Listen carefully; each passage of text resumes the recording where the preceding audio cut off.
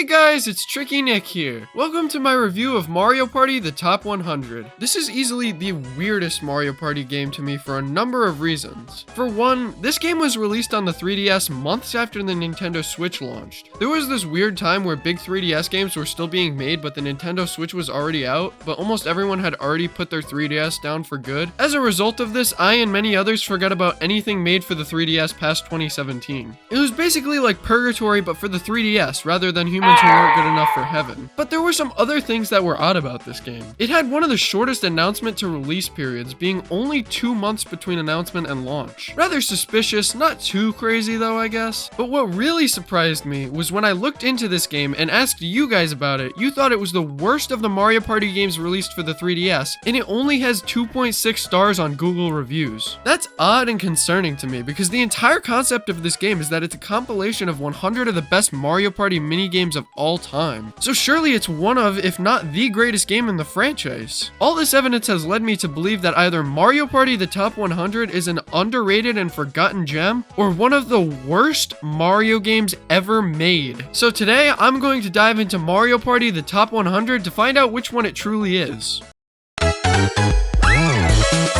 When opening Mario Party The Top 100, you've got a good deal of modes to choose from. The first of these is 100 minigames. I'll take a look at that one later though, as it's the most advertised part of this game, so I want to save what I'm assuming is the best for last. The next mode on the menu is Minigame Island. This mode acts as a sort of mix between New Super Mario Bros. And Mario Party. It's pretty unique. You journey through a world filled with minigames against rivals that act as levels, collecting coins and mini-stars. Coins can be used to get you lives, which are needed to progress. If you lose a minigame, you lose a life, which means you need some good old gold to continue your journey. Mini-stars can be used to unlock special minigames and the master difficulty for computers, which actually incentivizes the players to collect them without ruining the use of coins, unlike in Mario Party 9. There are also boss fight minigames every so often throughout your journey, where you face off with the likes of Donkey Kong and Bowser in dual minigames. Progression through this mode awards the players with all the minigames, and of course, Bowser and Donkey Kong as playable characters. Wait a minute, I'm getting some word now that Bowser and Donkey Kong are in fact not unlockable characters? Well,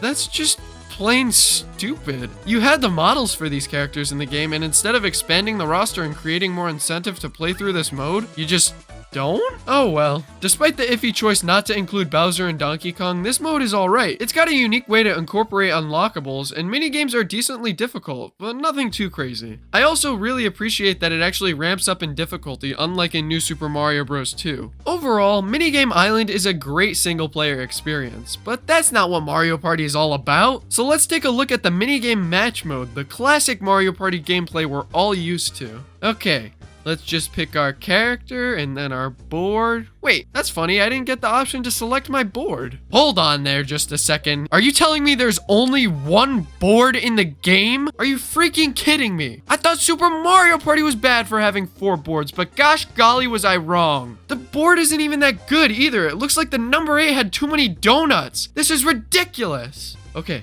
I'm gonna take a minute before I move on. I need to calm down. Whew. Okay, let's continue. So after I pick my character, rather than picking my board, I have to pick a pack of minigames like Peter Piper. But then I can finally begin the game. Rather than being turn-based, Minigame Match has all players roll at the same time to streamline gameplay. I like this concept, as it speeds up gameplay and gets us to the minigames faster. So now that we've all rolled, let's get into the minigame. Okay, what gives now? Hold on a second. Minigames only appear when you reach a minigame balloon? What's worse about this is that those minigames pack that each player chose at the beginning of the game are the only minigames you can play for the entire match. So let me get this straight. A Mario Party game that prides itself on the minigames makes it so that you can't play the minigames easily. In the words of Patrick Starr, I don't get it. Other than the incredibly botched execution of the most essential part of Mario Party's gameplay, there's not much that's different here from the other games. A star has 10 coins and players race to get the most star balloons and rack up the most stars. You can buy items in the shop to help you advance or stifle other players' progress too. In the grand scheme of things, this is just a disgustingly awful take on the gameplay of Mario Party though. I hate to say it, but I think I'd actually rather play Mario Party 9 than this. The core mechanics of this mode are just so broken that it's not even close to enjoyable. simple. Alright, what's left in the modes? Is there any hope left for this game? The next mode is Championship Battle. This mode is a random minigame showdown where the first player to win best of 3 or best of 5 takes the W. This is just another way to play minigames, and it's pretty inoffensive. It's definitely less infuriating than the minigame match, so I'll give it that much. Decathlon is a fixed number of set minigames that you compete in against other players to rack up the highest score possible. The better you do in a given minigame, the more points you are awarded. At the end of the set of minigames, the player with the most points takes that dub. This is actually a really fun concept, and I like trying to get a new high score. There's no one competing with me for it, and I don't even really get bragging rights. It's pretty pointless in the grand scheme of my life, but I want to do it because it's fun and I like it. I got 4.96 seconds on Pokey Pummel. Beat that, nobody. That about wraps up all the playable modes. Oh wait, I almost forgot about the 100 minigames mode. Surely this one's gonna be great. 100 minigames is the first mode you see when you boot up Mario Party the Top 100, and it focuses on the most hyped up part of the game, the minigames. So surely this crowning achievement of the game redeems it for all of its other terrible or mediocre modes. 100 minigames is the basic free-for-all minigame experience. All you gotta do is pick a minigame and jump right into it. So let's finally see what the top 100 minigames from Mario Party's past look like. Nintendo really hyped up and emphasized the fact that this game would feature the best 100 minigames from the franchise. So what do we have? Oh no. Oh no. I can't contain it anymore. This is the top 100 minigames.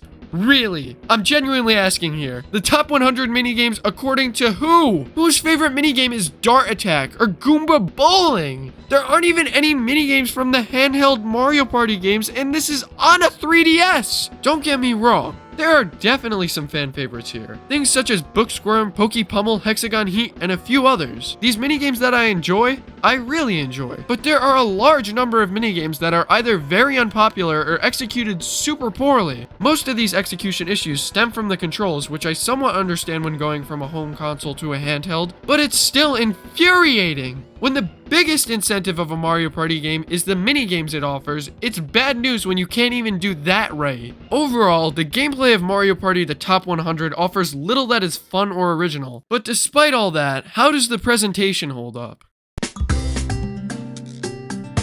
Mario Party the Top 100 is a rather unoriginal game when it comes to presentation as well. The graphics are almost identical to that of the other 3DS Mario Party games, Island Tour and Star Rush. A lot of assets are reused, but that's not necessarily a bad thing. The colors are really vibrant and don't ever really look that bad. The UI and menus are also well crafted, and I never find myself confused either. It's a pretty low bar, but at the very least the game succeeds in this aspect. The music is reused songs from past Mario Party games as well. It's lazy, but at least these songs are catchy and fit with the theme of bringing back the old Mario Party games in a compilation for the ages. It's certainly a compilation, alright. However, some songs are mixed up from the games they originated from and the minigames that they're on, which is a weird choice, but I wouldn't really have noticed if I wasn't researching for this video. Overall, the presentation of Mario Party the Top 100 is nice, but really lazy and unoriginal.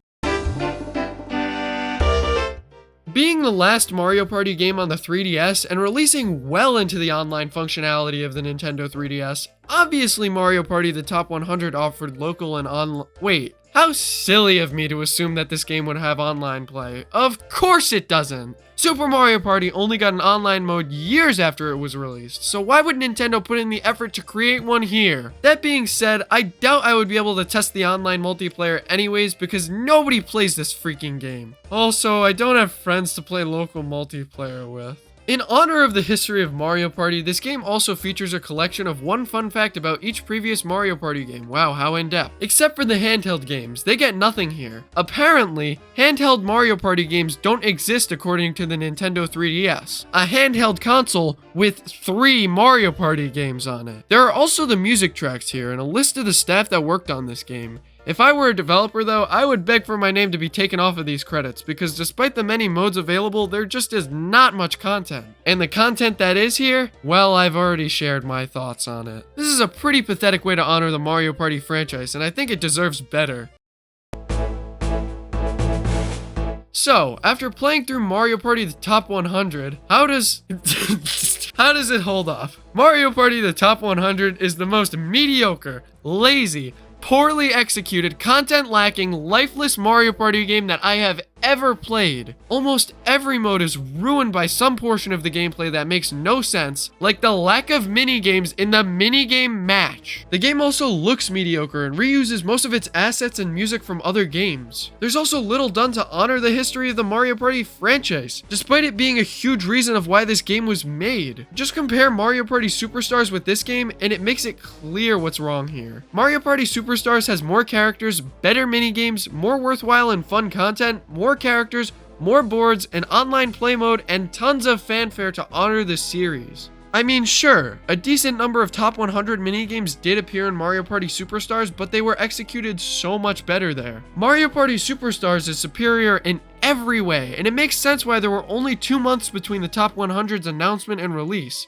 You can tell it was a rushed, sloppily put together game, and as a result, it was forgotten by many and hated by those who did actually play it. Anyways, I'm done reviewing this piece of crap game. Get out of here!